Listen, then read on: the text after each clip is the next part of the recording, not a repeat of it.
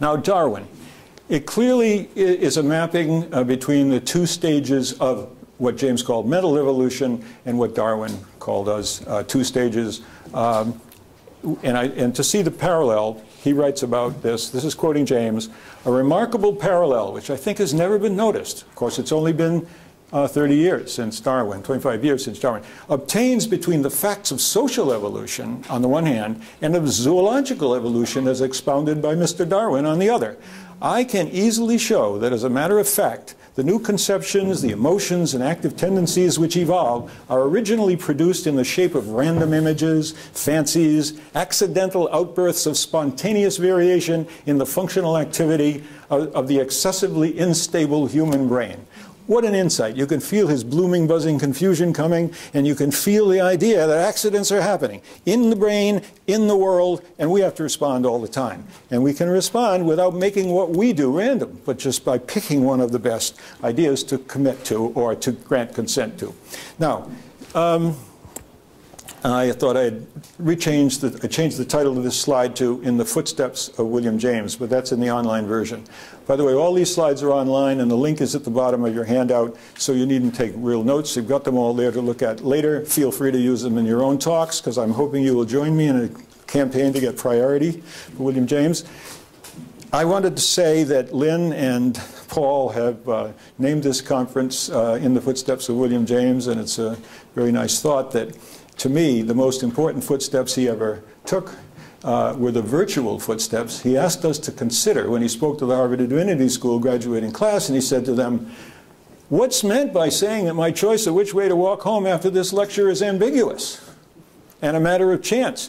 It means that both Divinity Avenue, here, private way, I don't know, those of you who know Cambridge, he's talking in Lawrence Lowell Lecture Hall, Lowell Lec, which is where Charles Peirce delivered his lectures, very famous, wonderful place. It's at the corner of Oxford Street and Kirkland Street, which it means that both Divinity Avenue and Oxford Street are called, but only one, and that one, either one, shall be chosen.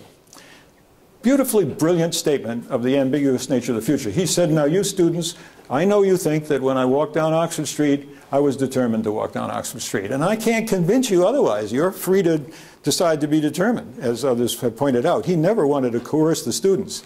But you know, I am actually free to do either one of those. And no rewinding of the universe would ever reveal that I had that freedom. Because once it's committed to a kind of instant replay movie, which he considered, not a movie, but an instant replay where God could crank the world back for us, it would be the fact that he would sometimes do one, sometimes do the other, and that would be random chance.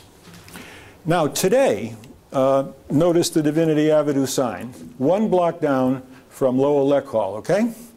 1 block down is William James Hall, the tallest building on the Harvard campus. And you would think there would reside the legacy of William James.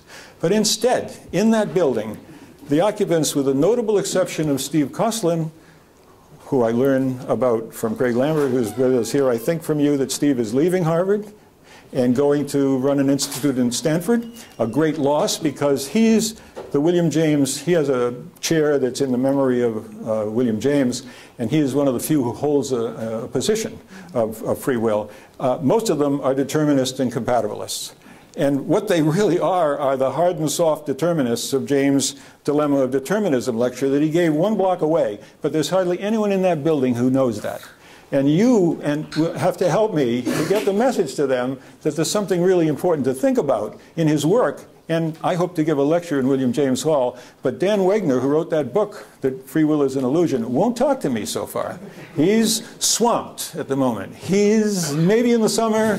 Oh, now it's the summer, I'm very busy, I'm on vacation, maybe in the fall. I'm kind of getting that because I'm an outsider, like many of you I know as independent scholars probably recognize that problem. Okay, on your handouts, I want you to learn something and learn it well enough to recognize it when you read a philosophical treatise on this subject. Because I have a page on the standard argument, so it's a blue link. On that page, you'll see about 35 philosophers who state this argument. Only a few of them say it's a standard argument, but they all use the same argument. So you need to know this argument and find a flaw in it in order to defeat it. Otherwise, these guys are going to convince all the students of the future who take classes on philosophy and free will. So here goes the standard argument. The most famous guy is J.J.C. Smart, who has this argument. They often, some who quote earlier ones almost always quote Smart. Smart says it's a logical problem. Either determinism is true or indeterminism is true. Can't fault that logic. If determinism is true, we're not free. Now he means predeterminism. If indeterminism is true, our will is random and we can't be responsible for our actions. Okay? So logical philosophers conclude free will is incompatible, and this becomes a technical jargon term in modern classes on philosophy, whether free will is compatible with determinism or incompatible with determinism. And incompatible means you could be incompatible because determinism is true, or you could be incompatible because determinism is false and free will is something else. It's a hell of a mess in terms of the clear, critical, conceptual thinking that most analytic language philosophers pride themselves on. I find them engaging in a very confusing and messy set of terms, rather than just talking about whether we have free will or whether determinism is true. In any case, logical philosophers say no free will either way. But this standard argument is quite old, and among those I found writing it, I find John Fiske, one of the Metaphysical Club members, with James and Peirce and the great judge. Anyway, here he is quoting John Fiske, his contemporary, in the Principles. Volitions are either caused or they're not. If they're not caused, an inexorable logic brings us to absurdities. I love the one that J.J.C. Smart told me. In one of his writings, he said, if randomness, if indeterminism was true, then a quantum event in my brain might make me jump out the window into my garden and eat a slug. And I thought, I've spoken to J.C. Smart a couple of times. He's 96, still quite active, still as solid determinist as any. And I said to him, Jack, that is one of the most creative things I've ever seen written. A little silly, but it is creative, and it's a sign to me that you have a free mind that can create new ideas, and that's one of them. Although he said, thanks, Bob, he still didn't feel convinced that he was actually free to do something that had never been done or said before. Okay, today, let's take Steven Pinker, who is one of Harvard's foremost popular public intellectuals today. Wonderful books, How the Mind Works. And in How the Mind Works, in 1997, he wrote this: a random event does not fit the concept of free will any more than a lawful one does, and couldn't serve as that long-sought locus of moral responsibility. He is simply wrong. Randomness is just an enabler. It is not in our decision itself at a single moment. So, what's the problem with the standard argument? First, I want to convince you that it's not incompatible with indeterminism. For James, some indeterminism is a simple requirement because it breaks the causal chain back to Aristotle's prime mover, or Aquinas' God. Okay? If you break that chain, at least we've established step one. We could be undetermined. Okay? And we'll see another thing is that time matters. And a flaw in this simple logical argument is that it thinks the moment of free will is a moment, rather than James would have it as a process over time. Okay? And although I say, and the point is to see that indeterminism comes in the early stage of our decision making, where choices, or what James called alternative possibilities, are being drummed up for us to go with, and the later stage can be adequately determined. But that adequately conditional adjective there says that even though physics now shows us that the universe is fundamentally and irreducibly indeterministic at the microscopic scale of quantum mechanics, we now know that chance is real in a way that James could only have intuited. And boy, people have put down intuition and introspection for years, but this man saw past the powerful thinking of the best scientists of his age to see into a time when chance would actually be real. But now, can we reconcile it and not have it destroy our responsibility? James knew that if there was indeterminism that directly caused the decision, that would be a problem. If our decisions are random, they're not caused by our reasons and our desires. They're just a flip of a coin.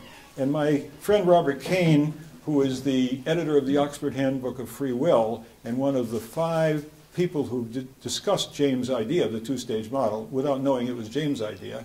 Bob Kane is now the subject of my first DVD on philosophers who've written on free will. He came to Harvard in the fall, and I made a videotape of an 82-minute lecture of his life's work, which will be available. I'm trying to convince him to put it on the web. Anyway, Bob Kane has a cute argument, which I will set aside for the moment, but just so you know.